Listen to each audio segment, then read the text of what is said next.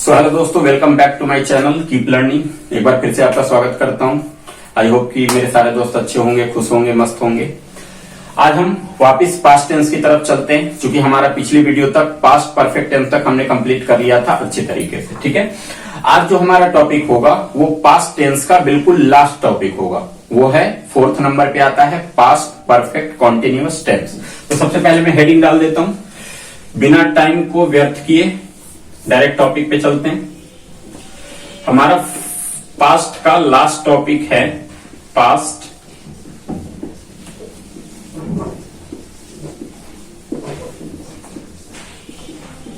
Perfect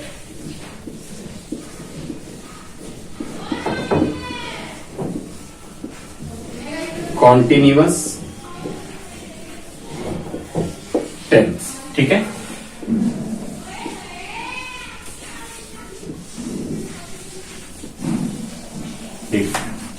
यह है past perfect continuous tense. अब हम बारी बारी से इसके पहले पहचानने का नियम देखेंगे, फिर बनाने का नियम देखेंगे और फिर कुछ क्वेश्चन पे इसकी प्रैक्टिस करेंगे।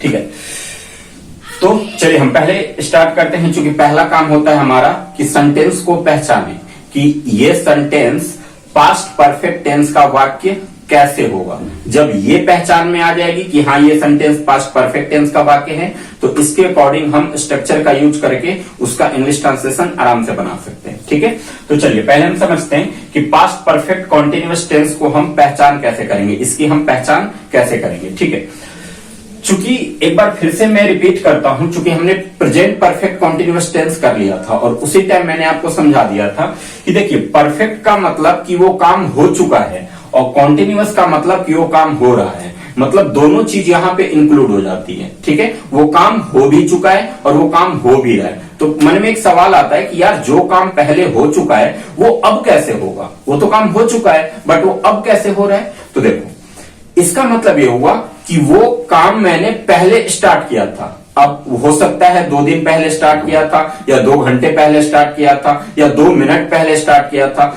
बट अगर अभी प्रेजेंट की बात करें तो वो काम मैं अभी भी कर रहा हूं। समझ में आया? परफेक्ट का मतलब कि वो काम मैंने पहले स्टार्ट कर दिया था और कॉन्टिन्यूअस का मतलब कि वो काम अभी भी चल रहा है। काम पहले स्टार्ट हो चुका था बट वो काम अभी भी जारी है। तो इसमें क्या मैटर कर रहा है? इसमें मैटर कर रहा है टाइम का। ठीक है, कि वो काम पहले स्टार्ट हो चुका था तो कितने देर पहले स्टार्ट हुआ था, क्योंकि वो काम अभी जारी है बट वो काम मैंने पहले स्टार्ट किया था। तो अब सवाल में मन में एक सवाल आ रहा है कि भाई वो काम मैंने कब स्टार्ट किया था। चूंकि अभी तक जारी है वो, तो काम मैंने पहले स्टार्ट किया था। तो इसका जो टाइम ऑफ इंटरवल की बात हो रही है कि जो टाइम इंटरवल बीच में आ रहा है कि वो काम पहले मैंने बहुत पहले स्टार्ट किया था बट वो काम अभी भी जारी है। तो स्टार्ट किया था और जारी है के बीच में टाइम का जो इंटरवल है वो हमारा पास्ट परफेक्ट कॉन्टिन्यूअस टेंस को बताता है। क्लियर हो गया? तो चलिए अब आते हैं क्वेश्चन पे। चूंकि मैंने इसमें पहले ही बता दिया कि इसमें मैटर करेगा टाइम। टाइम ही इसमें इंपॉर्टेंट है। चूंकि काम मैंने पहले स्टार्ट किया, वो काम अभी भी जारी है, तो इसका मतलब कि उस काम को करते हुए मुझे कुछ ना कुछ टाइम लगा है या लग रहा है, अभी भी टाइम लग रहा है चूंकि काम जारी है। तो चलिए पहले हम देखते हैं, इसका पहचानने का नियम लिखते हैं। स्टेटमेंट के साथ मैं लिख के बता रहा हूं आपको। फिर से वापस चलते हैं। जिस हिंदी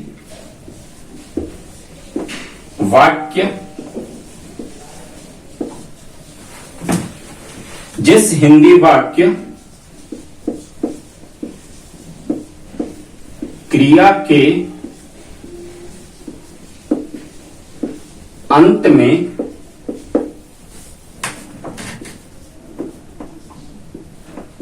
ता रहा था,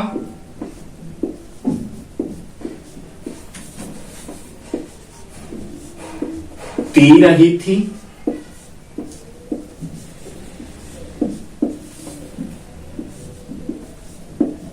ते रहे थे,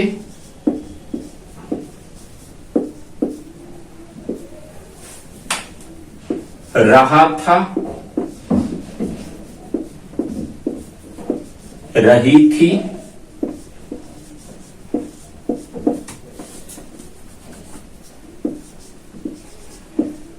रहे थे,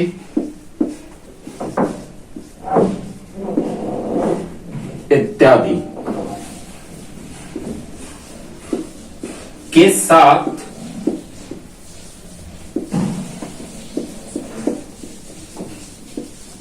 टाइम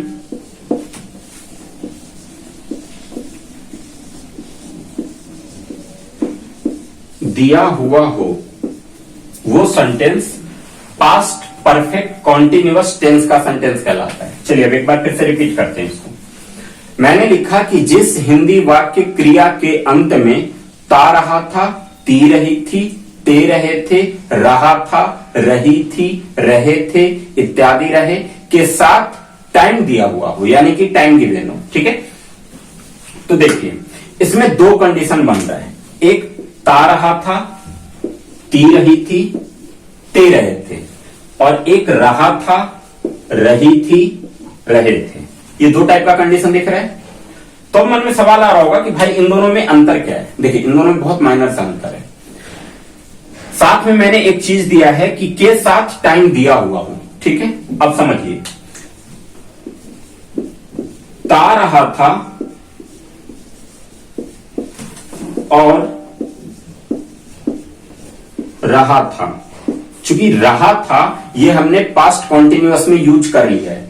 पास्ट कॉन्टिन्यूअस टेंस का मैंने पहचानने का नियम क्या बताया था कि जिस हिंदी वाक्य क्रिया के अंत में रहा था, रही थी, रहे थे इत्यादि रहे, वो सेंटेंस पास्ट कॉन्टिन्यूअस टेंस का कहलाएगा। ठीक है, अब देखिए इसमें रहा था, इसमें भी आ गया, तो मन में सवाल आ रहा है कि भाई मैं पहचानूंगा कैसे कि ये पास्ट परफेक्ट कॉन्टिन्यूअस का है या सिर्फ पास्ट कॉन्टिन्यूअस का है। अब इन दोनों में कंफ्यूजन हो जाएगी, तो चलो मैं इन कंफ्यूजन को दूर करता हूं। देखिए जब अगर कंडीशन रहा था हो, ठीक है, रहा था हो और सिर्फ रहा था हो, मतलब कि रहा था कंडीशन बना हो और सिर्फ उसमें रहा था ही हो, मतलब कि टाइम गिवन ना हो।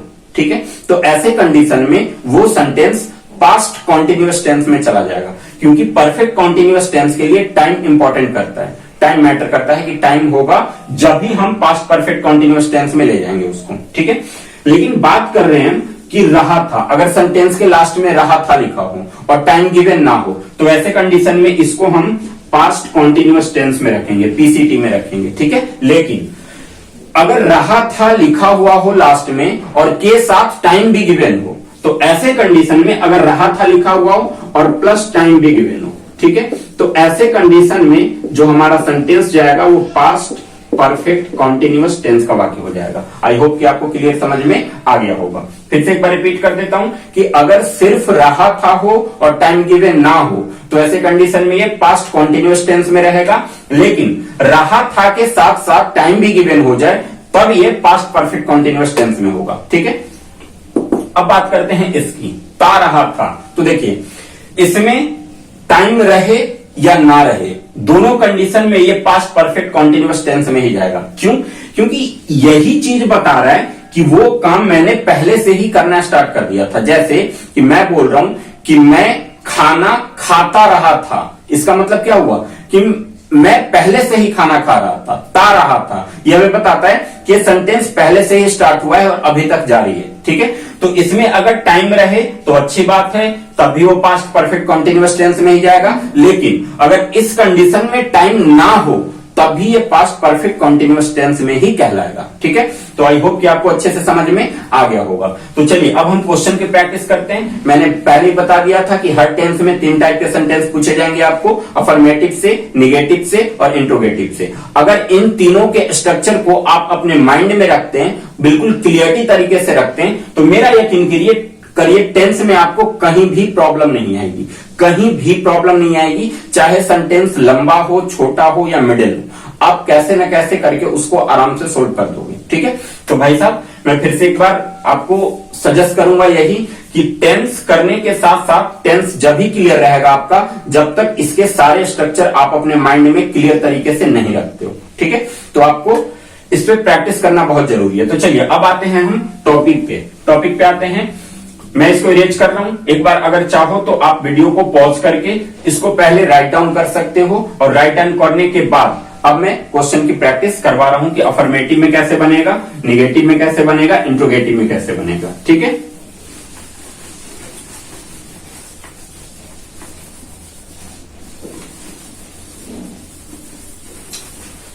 तो तो दोस्तों सबसे पहले हम बात करते हैं अफर्मेटिव सेंटेंस की। अफर्मेटिव सेंटेंस की, ठीक है। इसका पहले स्ट्रक्चर लिख देता हूं मैं, सब्जेक्ट प्लस हैड, चूंकि पास्ट में चल रहे हैं और प्रेजेंट में यहां पे हैव हैज का यूज होता था और हैव हैज का पास्ट फॉर्म हैड होता है, ठीक है, इसलिए यहां पे हैड का यूज हो रहा है।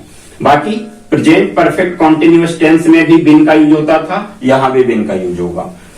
वहां पे वर्ब का फोर्थ फॉर्म लगता था, यहां भी वर्ब का फोर्थ फॉर्म लगेगा। उसके बाद ऑब्जेक्ट आता था, यहां भी ऑब्जेक्ट आएगा, फिर प्लस, चूंकि यहां पे पास्ट परफेक्ट कॉन्टिन्यूअस टेंस की बात कर रहे हैं, परफेक्ट कॉन्टिन्यूअस, और इसमें टाइम मैटर करता है, ठीक है। तो वर्ब की fourth form plus object plus since या फॉर प्लस टाइम, ठीक है। ये हमारा हो गया अफर्मेटिव सेंटेंस के स्ट्रक्चर बिल्कुल अच्छी तरीके से कंप्लीट। अब बात करते हैं कि देखिए subject plus had plus been plus verb की फोर्थ फॉर्म प्लस ऑब्जेक्ट, यहां तक तो हम शुरू से ही करते आ रहे हैं। मैटर करता है कि सिंस फॉर प्लस टाइम ये क्या है। देखिए ये मैंने प्रेजेंट परफेक्ट कॉन्टिन्यूअस टेंस जब मैं समझा रहा था, प्रेजेंट टेंस का चौथा पार्ट, तो वहां पे मैंने सिंस फॉर का यूज कैसे करना है मैंने अच्छे तरीके से समझा दिया था, ठीक है। तो आप अगर कोई नए यहां पे आए होंगे हमारे चैनल पे हमारे वीडियो को देखने, और आपको अगर यहां पे ये चीजें समझ में क्लियर तरीके से नहीं आ रहा है, तो मैं आपसे रिक्वेस्ट करूंगा कि आप हमारी प्रेजेंट परफेक्ट कॉन्टिन्यूअस टेंस वाली वीडियो एक बार पूरा देख लें। इस दोनों का अंतर बिल्कुल क्लियर तरीके से समझ में आ जाएगा। इसके बावजूद भी मैं थोड़ा सा डिटेल में यहां पे समझाने की कोशिश कर दे रहा हूं कि सिंस का जो यूज होगा वो निश्चित टाइम के लिए होगा और फोर का जो यूज होगा वो अनिश्चित टाइम के लिए होगा। अब आपके मन में एक सवाल आ रहा होगा कि निश्चित टाइम क्या है और अनिश्चित टाइम क्या है। देखिए सपोज करो कि हम घड़ी की बात करते हैं, क्लॉक की, ठीक है। क्लॉक में हम टाइम कैसे देखते हैं, हम घंटे के हिसाब से टाइम देखते हैं। यहां भाई 2 बज गए हैं, 2 घंटे हो गए हैं, 3 बज गए हैं, 3 घंटे हो गए, इस तरीके से, ठीक है। तो इसमें मैंने 2 वर्ड का यूज किया। पहला कि 2 बज गए, तो ये 2 बज गए हैं, ये मेरा निश्चित टाइम हुआ, चूंकि ये बिल्कुल इंडिकेट कर रहा है कि हाँ करेक्ट 2 बजे हैं, तो ये मेरा निश्चित टाइम हो गया।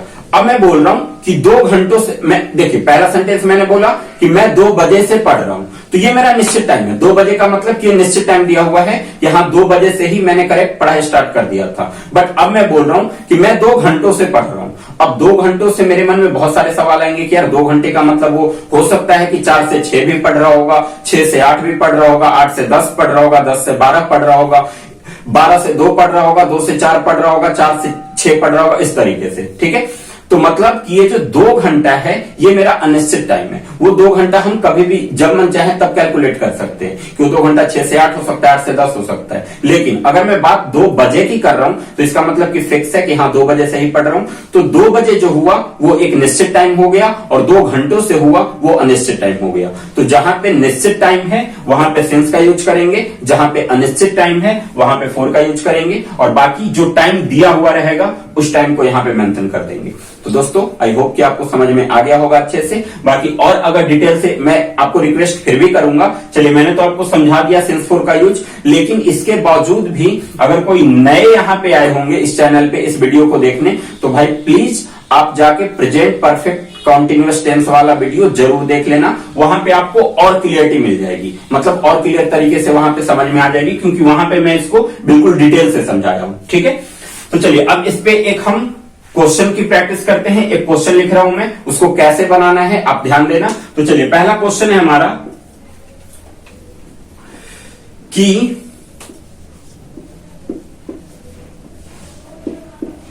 आप लोग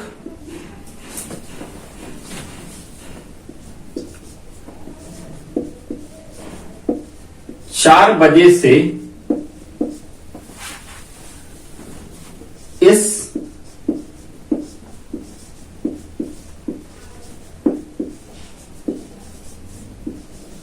विद्यालय में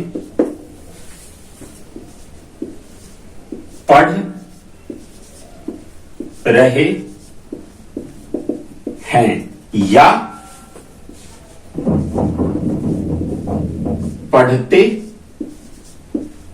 रहे चलिए अब समझिए इधर।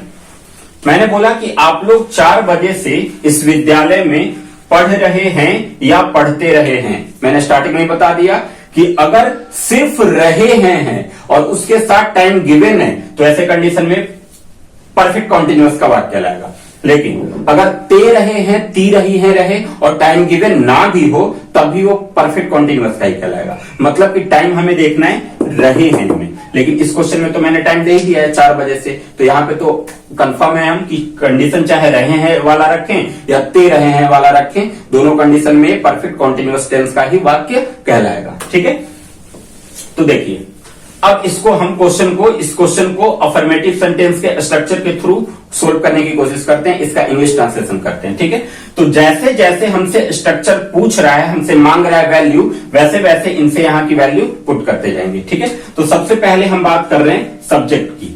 अब हम इस सेंटेंस में सब्जेक्ट देखेंगे। तो सब्जेक्ट हो गया हमारा आप लोग, तो आप लोग को इंग्लिश में क्या बोलते हैं? यू।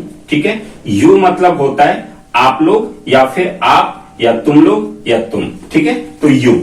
अब यू के बाद सब्जेक्ट हो गया, इसके बाद हैड का यूज किया जा रहा है। तो देखिए सब्जेक्ट मेरा कुछ भी हो, सिंगुलर नंबर हो, प्लूरल नंबर हो, इससे मतलब नहीं है, बस हेल्पिंग वर्ब के रूप में यहां पे सिर्फ हैड का यूज करना है। ठीक है, तो यू हैड, ये भी हो गया। अब बात करते हैं, उसके बाद आया बिन। ठीक है, तो यू हैड के बाद हम पुट करेंगे बिन। बिन हो गया। अब वर्ब की फोर्थ फॉर्म। ठीक है, इस सेंटेंस में हमारा वर्ब क्या होगा, हमारा क्रिया क्या होगा? तो देखिए पढ़ना, पढ़ना क्या है? वर्ब है, क्रिया है। तो पढ़ना को इंग्लिश में क्या कहते हैं? रीड या फिर स्टडी। ठीक है, तो चलो हम रीड लिख लेते हैं, रीड।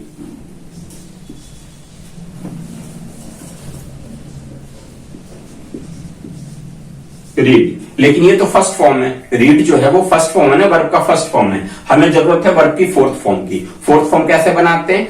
फर्स्ट फॉर्म में आईएनजी लगा दोगे तो वो आपका फोर्थ फॉर्म बन जाएगा। तो रीड में हमने लगा दिया आईएनजी। ठीक है, यू हैड बीन रीडिंग। ठीक है, क्या क्या हो गया? आप लोग पढ़ रहे हैं इस विद्यालय में। ठीक है, तो इन दिस स्कूल। ठीक है, subject plus had plus been plus verb की फोर्थ फॉर्म प्लस ऑब्जेक्ट, ये सारी चीजें कंप्लीट हो चुकी हैं। ठीक है, अब हम आगे देखते हैं। आगे आ गया सिंस या फोर। अब हम ये पता करेंगे कि इसमें मुझे सिंस का यूज करना है या फोर का यूज करना है। तो कैसे पता करोगे? अब एक बार ध्यान से देखो कि जो मेरा टाइम है वो है 4 बजे से, और अभी मैंने आपको समझाया है कि जब एक एग्जैक्ट टाइम दिया होगा तो वो निश्चित टाइम कहलाता है, और 4 बजे ये एक एग्जैक्ट टाइम है। ठीक है, कि मैंने 4 बजे से ही पढ़ना स्टार्ट किया था, तो ऐसे कंडीशन में निश्चित टाइम हो गया। और निश्चित टाइम के लिए हम किसका यूज करते हैं? सिंस का। तो हम यहां पे यूज करेंगे सिंस। अब देखिए सिंस और फोर में से एक चीज तो यूज हो गया, और इन दोनों में से मुझे एक ही चीज यूज भी करना है, तो हमने सिंस का यूज कर लिया। सिंस फोर के बाद क्या आ रहा है? टाइम। और टाइम मेरा क्या है? तो देखिए टाइम है 4 बजे से। तो you had been reading in this school since 4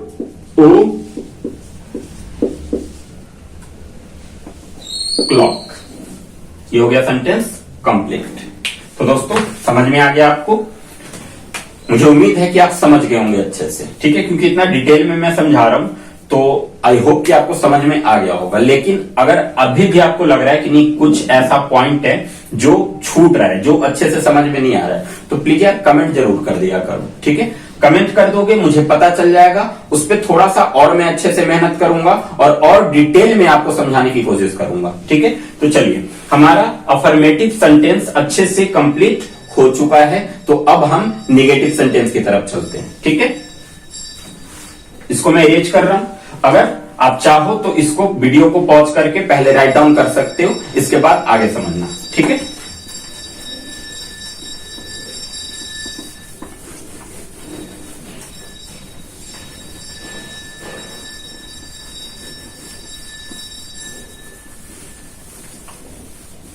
तो चलिए अब हम बात करते हैं निगेटिव सेंटेंस की। एन से निगेटिव, एस से सेंटेंस। तो ये हो जाएगा subject plus had plus not plus been, ठीक है, नॉट प्लस बिन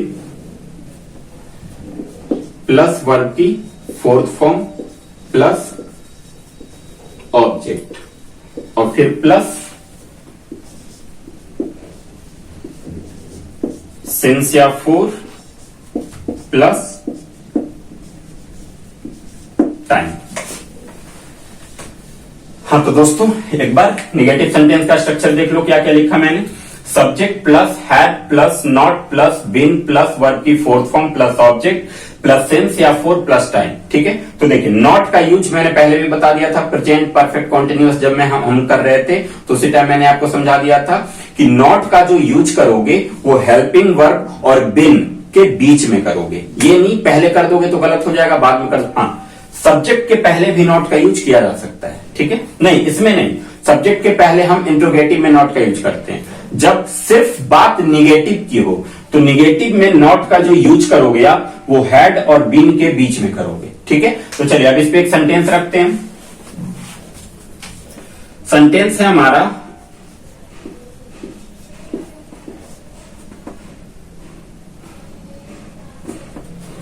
मेरा भाई 3 महीने से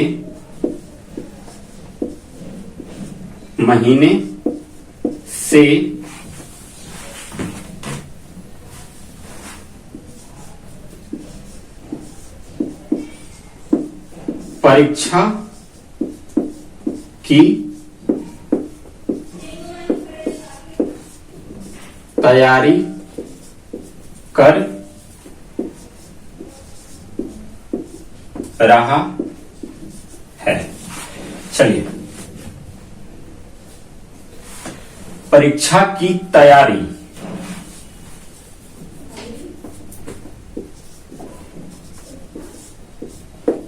नहीं कर रहा है, ठीक है। मेरा भाई 3 महीने से परीक्षा की तैयारी नहीं कर रहा है, ठीक है। सेंटेंस हमारा निगेटिव है, देख लीजिए आप अच्छे से, ठीक है। अब इसको हम इस स्ट्रक्चर के अकॉर्डिंग सोल्व करने की कोशिश करते हैं, ठीक है। तो चलिए आइए, सबसे पहले हमसे सब्जेक्ट की मांग हो रही है और हम अगर अपने हिंदी सेंटेंस के अंदर देखें तो सब्जेक्ट जो है वो है मेरा भाई। तो मेरा भाई का क्या हो जाएगा, माई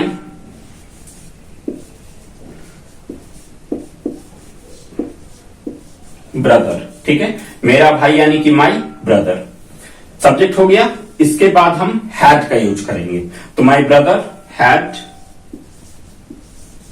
फिर नॉट, फिर बिन वर्ब की फोर्थ फॉर्म, ठीक है। अब मुझे वर्ब पहचानना है कि वर्ब हमारा क्या है। तो देखिए तैयारी करना ये एक वर्ब है, ठीक है। तैयारी करना ये एक वर्ब है। तैयारी का क्या होता है, तैयारी की अगर इंग्लिश की बात करें तो तैयारी को हम क्या बोलते हैं, जब एग्जाम की तैयारी की बात होती है तो हम प्रिपेयर बोलते हैं, ठीक है। तो my brother had not been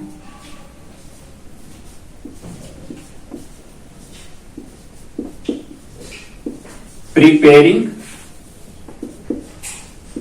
the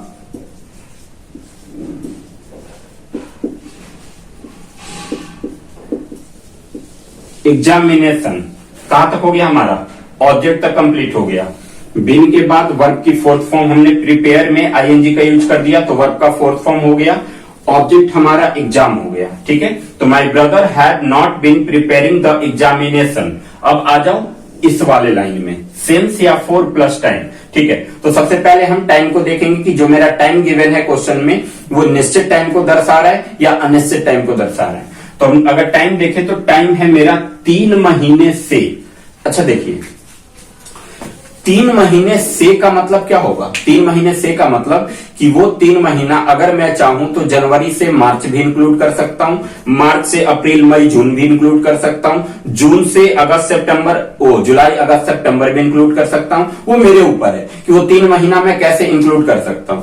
तो मतलब कि वो जब मेरे ऊपर है कि मैं कैसे भी इंक्लूड कर सकता हूं, तो इसका मतलब टाइम मेरा निश्चित हुआ, ठीक है, क्योंकि निश्चित टाइम तो एग्जैक्ट देगा ना, मैं निश्चित टाइम देगा कि मेरा भाई जनवरी से परीक्षा की तैयारी नहीं कर रहा है, तो यहां पे मंथ का नाम आ गया। जैसे क्लॉक में आवर का नाम आ गया था कि 4 बजे से, तो 4 बजे से का मतलब कि वो परफेक्ट टाइम है, कहने का मतलब निश्चित टाइम है। यहाँ पे 3 महीनों से, 3 महीने से का मतलब ये अनिश्चित टाइम हो गया, परफेक्ट टाइम नहीं है। वो 3 महीना में कभी भी इंक्लूड कर सकता हूं, कभी भी सोच सकता हूं, ठीक है। तो ऐसे कंडीशन में मुझे ये पता चल गया कि जो 3 महीना है वो एक निश्चित टाइम नहीं है, वो एक अनिश्चित टाइम है। और अनिश्चित टाइम के लिए हम किसका यूज करते हैं? फोर का। तो my brother had not been preparing the examination for 3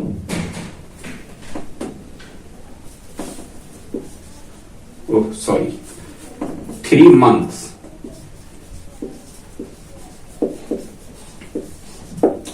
My brother had not been preparing the examination for 3 months. ये हमारा हो गया निगेटिव सेंटेंस कंप्लीट, ठीक है। तो आई होप कि आपको समझ में आ गया होगा निगेटिव में भी। अगर कुछ डाउट रह गया हो तो प्लीज आप कमेंट जरूर करें, मैं नेक्स्ट वीडियो में आपके डाउट को अच्छे तरीके से क्लियर करवाऊंगा, ठीक है। तो अब हमारा निगेटिव कंप्लीट हो गया, अफर्मेटिव कंप्लीट हो गया। अब इसमें एक और बचा हुआ है इंट्रोगेटिव का, तो चलो लगे हाथ हम उसको भी जल्दी से कंप्लीट कर लेते हैं, फिर आज हमारा पास्ट टेंस पूरी तरीके से कंप्लीट हो जाएगा, ठीक है। तो चलिए अब इसको मैं मिटाता हूं।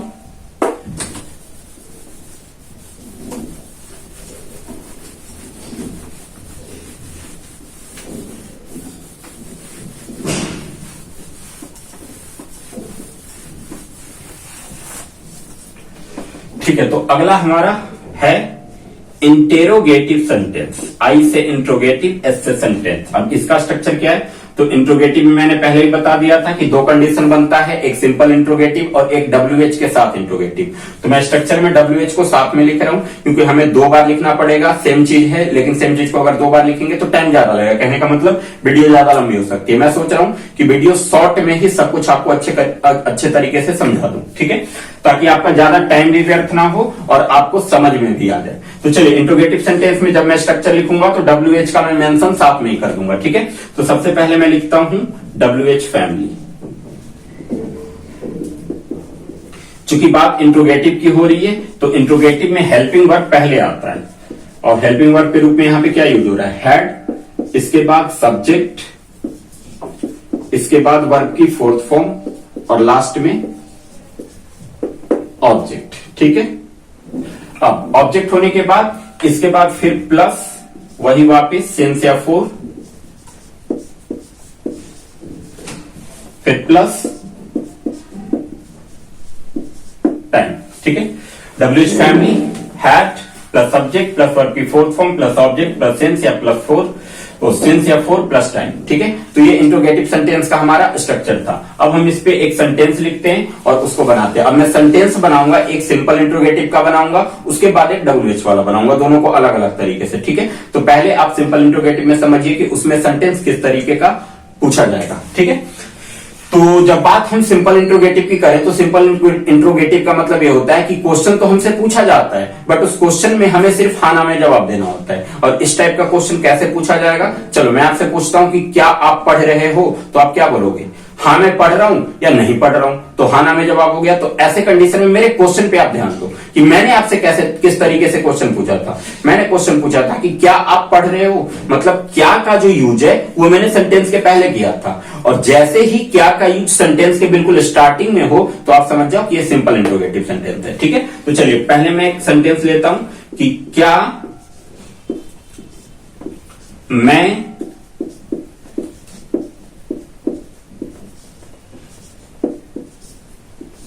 सोमवार से इस घर में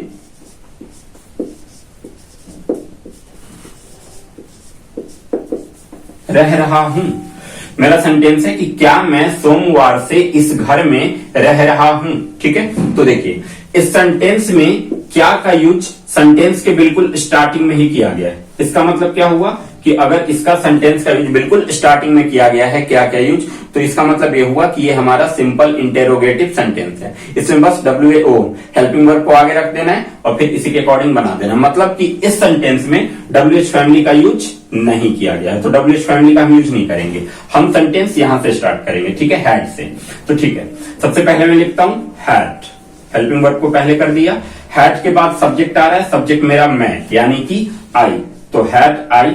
इसके बाद वर्ब की फोर्थ फॉर्म, वर्ब मेरा क्या है, रह रहा हूं, रहना। रहना एक वर्ब हो गया और रहना का मीनिंग क्या होता है, लीव, LIVE। लीव मतलब होता है रहना, और लीव तो हमारा फर्स्ट फॉर्म हुआ ना, इसका फोर्थ फॉर्म बनाने के लिए हम क्या करेंगे, LIV, ई हटा के यहां पे हम ING का यूज कर देंगे। ठीक है, तो had I living, object, object मेरा क्या है, इस घर में। ठीक है, मैं रह रहा हूं इस घर में, तो इस घर में मेरा ऑब्जेक्ट हो गया।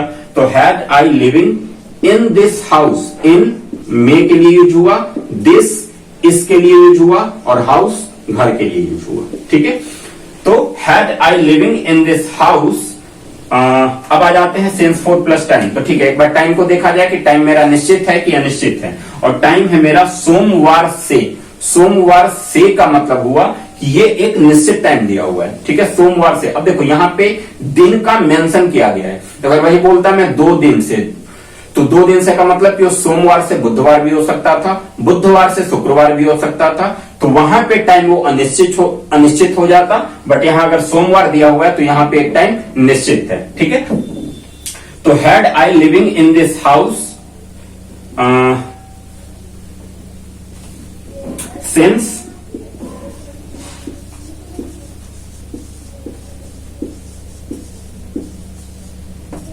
मंडे। इसके बाद क्वेश्चन मार्क। देखिए यहां पे भी हमें हिंदी सेंटेंस में भी यहां पे क्वेश्चन मार्क ही रखना है। ठीक है, क्योंकि हमसे क्वेश्चन किया गया है और इन चीजों पे गौर करना चाहिए। ठीक है, नहीं तो चलो अभी अगर सेंटेंस की प्रैक्टिस करोगे तो वहां पे तो चलो कोई नहीं देखेगा तो कोई दिक्कत नहीं है, लेकिन अगर बात एग्जाम की हो जाए तो फिर वहां पे प्रॉब्लम आ जाएगी। ठीक है,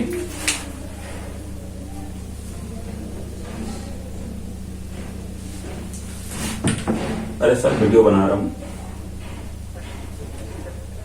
वो क्लास के लिए फोन कर रहा था मैं कि 10th वालों का आज पेपर है तो क्लास कब रखोगे। वैसे तो मैं 6:30 की बोल दिया हूं। टाइम है आपके पास? ठीक, हाँ हाँ ठीक। हाँ तो दोस्तों अब एक बार फिर से ध्यान देते हैं, हमारा इंट्रोगेटिव सेंटेंस का जो सिंपल इंट्रोगेटिव था वो कंप्लीट हो गया। ठीक है, अब हम बात करेंगे WH वाले की। तो ठीक है, पहले मैं हिंदी और इंग्लिश ये दोनों ट्रांसलेशन मिटा देता हूं, बाकी हमारा स्ट्रक्चर बिल्कुल सेम रहेगा।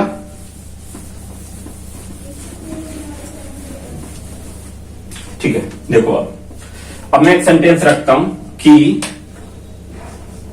राम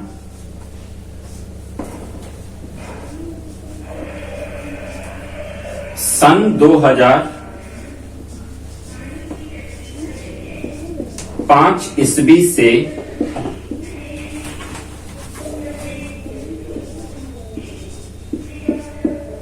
कहां क्रिकेट खेलता रहा है, और यहां पे लग जाएगा क्वेश्चन मार्क। ठीक है, चलिए अब ध्यान दीजिए। सेंटेंस है कि राम सन 2005 ईस्वी से कहां क्रिकेट खेलता रहा है। ठीक है, तो इसमें अगर हम बात WH फैमिली की करें तो हमारा WH फैमिली वाला वर्ड कौन सा होगा, तो WH फैमिली वाला वर्ड होगा कहां। ठीक है, ये WH का मेंबर है कहां, और कहां को इंग्लिश में हम क्या लिखते हैं, तो कहां को इंग्लिश में हम फेयर लिखते हैं, WHERE, फेयर। फेयर मतलब कहां। ठीक है, तो अब अगर हम वो स्ट्रक्चर के अकॉर्डिंग चले तो सबसे पहले हमसे WH फैमिली की मांग हो रही है, तो अब इस सेंटेंस में WH के रूप में किसका यूज किया गया है, कहां का, और कहां का इंग्लिश मीनिंग होता है फेयर, WHERE। ठीक है, हमारा WH फैमिली हो गया कंप्लीट। इसके बाद हैड, तो चलो हैड का भी यूज कर देते हैं, चूंकि हेल्पिंग वर्ब तो एक ही रखना है, अब सब्जेक्ट हमारा कुछ भी हो, हेल्पिंग वर्ब हैड ही रखना है, तो हैड का यूज कर दिया। ठीक है, इसके बाद सब्जेक्ट, सब्जेक्ट मेरा क्या है, राम, तो हैड के बाद आ गया राम। जब भी कोई हम नाम लिखते हैं तो चाहे वो सेंटेंस के स्टार्टिंग में हो या सेंटेंस के बीच में हो, नाम का पहला लेटर हमेशा कैपिटल ही होता है। ठीक है, इस बात का ध्यान रखना आप, कहीं राम में आर को स्मॉल मत कर देना, स्मॉल कर दोगे तो रूल के मुताबिक ये गलत हो जाएगा। ठीक है, क्योंकि नाम का पहला लेटर हमेशा कैपिटल होता है, चाहे वो सेंटेंस के स्टार्टिंग में यूज हो रहा हो या सेंटेंस के बीच में हो रहा हो या लास्ट में हो रहा हो। ठीक है, तो वेयर हैड राम कहां तक हो गया, सब्जेक्ट तक। इसके बाद वर्ब की फोर्थ फॉर्म। ठीक है, अब हम वर्ब पहचानेंगे कि इसमें मेरा वर्ब क्या है, तो वर्ब है खेलता रहा है, खेलना वर्ब हो गया, और खेलना को इंग्लिश में हम क्या कहते हैं, प्ले, PLAY, प्ले हो गया खेलना, और इसमें ING का यूज कर दोगे तो ये वर्ब का फोर्थ फॉर्म बन जाएगा। ठीक है, तो वेयर हैड राम प्लेइंग, अच्छा क्या खेल रहा है वो, तो क्रिकेट खेल रहा है, CRICKET, क्रिकेट। ठीक है, हमारा क्या क्या हो गया, WH हो गया, हैड हो गया, सब्जेक्ट हो गया, वर्ब की फोर्थ फॉर्म हो गया, ऑब्जेक्ट हो गया। अब हम आते हैं नीचे की तरफ, तो यहाँ पे सिंस या फोर प्लस टाइम का यूज किया जा रहा है। ठीक है, तो सबसे पहले हम ध्यान देंगे टाइम, टाइम हमारा निश्चित है कि अनिश्चित है, तो टाइम है हमारा 2005 ईस्वी से। ठीक है, अब एक बार आप सोच के देख सकते हो कि जो 2005 ईस्वी लिखा हुआ है ये निश्चित टाइम होगा कि अनिश्चित टाइम होगा, और मुझे पूरा पता है कि आपने भी यही सोचा होगा कि ये निश्चित टाइम होगा, क्योंकि अगर अनिश्चित रहता तो यहां पे ये क्या साल की बात हो रही है ना, तो यहां पे साल न्यूमेरिकल वैल्यू में दिया होता है, जैसे कि 2 साल से, तो 2 साल 2005 से 2007 भी हो सकता है, 2007 से 2009 भी हो सकता है, 2009 से 2011 भी हो सकता है। तो अगर न्यूमेरिकल वैल्यू के साथ महीना वो साल का नाम दिया हुआ है कि मतलब 2 साल से, 4 साल से, 5 साल से, तो ये मेरा अनिश्चित टाइम होगा। लेकिन यहाँ पे एग्जैक्ट ईयर का ही मेंशन किया गया है कि 2005 ईस्वी से, तो देखो ये मेरा परफेक्ट टाइम हो गया। कहने का मतलब कि ये जो मेरा टाइम हुआ ये निश्चित टाइम हुआ, और निश्चित टाइम के लिए हम किसका यूज करते हैं, सिंस का, तो हम यहां पे यूज करेंगे since. Where had Ram playing cricket since, क्या सिंस के बाद सिंस 4 में से सिंस का यूज हो गया। अब बच गया टाइम, और टाइम क्या है 2005, तो हम यहां पे लिख देंगे क्वेश्चन मार्क कि where had Ram playing cricket since 2005, Ram 2005 ईस्वी से कहां क्रिकेट खेलता रहा है या क्रिकेट कहां खेलता रहा है। ठीक है, तो दोस्तों हमारा इंट्रोगेटिव सेंटेंस का भी दोनों टाइप्स मैंने कंप्लीट करवा दिया। सिंपल इंट्रोगेटिव भी देख लिया कि हमें कैसे बनाना है, WH वाला इंट्रोगेटिव भी देख लिया कि हमें कैसे बनाना है, और इसी के साथ हमारा पास्ट टेंस जो है वो पूरी तरीके से कंप्लीट होता है। ठीक है, 4 काइंड्स थे, past indefinite tense, past continuous tense, past perfect tense, past perfect continuous tense. तो ये चारों टाइप्स मैंने कंप्लीट करवा दिया। बस अब आपका काम है कि रोज एक वीडियो को पहले ध्यान से देखो, ठीक है, और फिर उसका रिवीजन करो। मैं एक चीज आपको अभी और बता दूं कि जैसे कि हमारा पास्ट टेंस कंप्लीट हो गया है, तो हम वीडियो के नीचे डिस्क्रिप्शन में इसके कुछ सिलेक्टेड क्वेश्चन का PDF फाइल में डाल दूंगा। ठीक है, वहां से आप इनकी प्रैक्टिस कर सकते हो। ठीक है, सपोज कि अगर आपके पास बुक नहीं है या आपको समझ में नहीं आ रहा है कि कैसे क्वेश्चन की प्रैक्टिस किया जाए, तो मैं अफर्मेटिव, निगेटिव, इंट्रोगेटिव इन तीनों का एक अलग अलग सिलेक्शन करके, अलग अलग क्वेश्चन कलेक्ट करके डिस्क्रिप्शन में एक PDF फाइल डाल दूंगा। वहां से आप PDF फाइल को डाउनलोड करके, ओपन करके, और बारी बारी से सारे क्वेश्चन की प्रैक्टिस करना स्टार्ट कर दो, और अपने माइंड सेट एकदम बना लो कि आपको जो है वो टेंस पूरी तरीके से कंप्लीट कर लेना है जितना जल्दी हो सके। ठीक है, क्योंकि जितना जल्दी आप टेंस पे कमांड करोगे उतना जल्दी आपका ग्रामर जो है वो आगे की तरफ इंक्रीजमेंट होगी।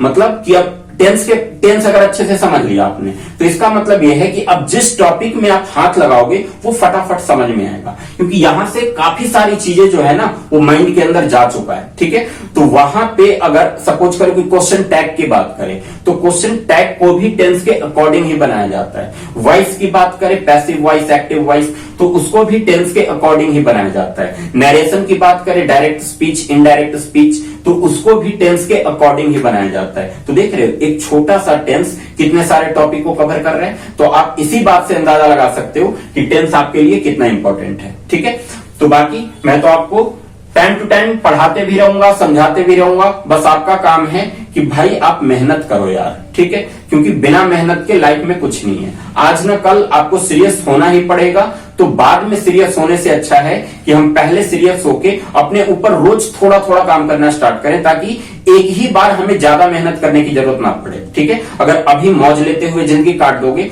तो कोई एक ऐसा टाइम आएगा जहां पे आपको मेहनत करना ही होगा, ना का कोई सवाल ही नहीं है। एक ही ऑप्शन रहेगा आपके पास कि भाई मेहनत कर। ठीक है, तो अब एक ही बार अगर प्रेशर टूटेगा तो वहां पे क्या होगा, आप होपलेस हो जाओगे, आपका कॉन्फिडेंस लेवल लूज हो जाएगा। ठीक है, तो बस अभी से आप अपने ऊपर थोड़ा थोड़ा वर्क करना स्टार्ट कर दो और जितना ज्यादा हो सके इस माइंड के अंदर नॉलेज को ग्रहण करो, नॉलेज को भरो, ताकि ये टाइम टू टाइम आपका साथ देता है। तो दोस्तों आज का हमारा वीडियो यहीं पे खत्म होता है। पास्ट टेंस पूरी तरीके से कंप्लीट हो गया है। मुझे उम्मीद है कि आपको प्रेजेंट और पास्ट टेंस की समझ अच्छे से हो रही होगी, आप प्रैक्टिस कर भी रहे होगे। बाकी क्वेश्चन का प्रैक्टिस मैं जल्दी आपसे करवाऊंगा। ठीक है, तो मिलते हैं हम नेक्स्ट वीडियो में फ्यूचर टेंस के साथ। फ्यूचर टेंस के चारों पार्ट को बारी बारी से क्लियरिटी तरीके से मैं आपको समझाऊंगा। बस आप वीडियो के साथ, हमारे चैनल के साथ बने रहिए। जब एक बार आप वीडियो स्टार्ट कर देते हो तो भाई साहब आप स्किप मत किया करो। चाहे आपको लगे कि बोरियत फील हो रही है तो कोई बात नहीं, सुनो कि मैं क्या बोल रहा हूं। हो सकता है उन्हीं में से कोई एक ऐसा वर्ड आपके कान में चला जाए